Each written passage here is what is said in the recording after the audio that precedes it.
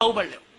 నీకు ఈశ్వరుడు ఎప్పుడు ఏమిచ్చాడో దానికి తృప్తి పడు. ఆ తృప్తికి కారణం ఉండక్కర్లేదు. ఆకలి సరిగ్గా లేదని 1000 రూపాయల మందులు వేసుకుని ఏడుస్తున్న వాళ్ళు కోట్ల మంది ఉన్నారు. వేల పట్టున ఆకలేస్తోంది, సంతోషించు. దాహం వేస్తే మంచినీళ్లు లోపలికి వెళ్ళక మధ్యలో కన్నం పెట్టి గొట్టం పెడితే ముక్కులోంచి పోసుకుంటున్న వాళ్ళు ఉన్నారు.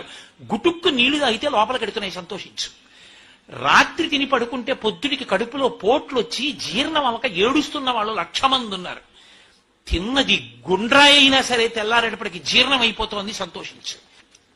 పడుకుంటే నిద్ర పట్టక చారుడు మాత్రలు వేసుకు పడుకుంటున్న వాళ్ళు ఉన్నారు. తలగడా మీరు చెయ్యెట్టుకుని ఇలా పడుకుంటే నిద్ర పడుతోంది.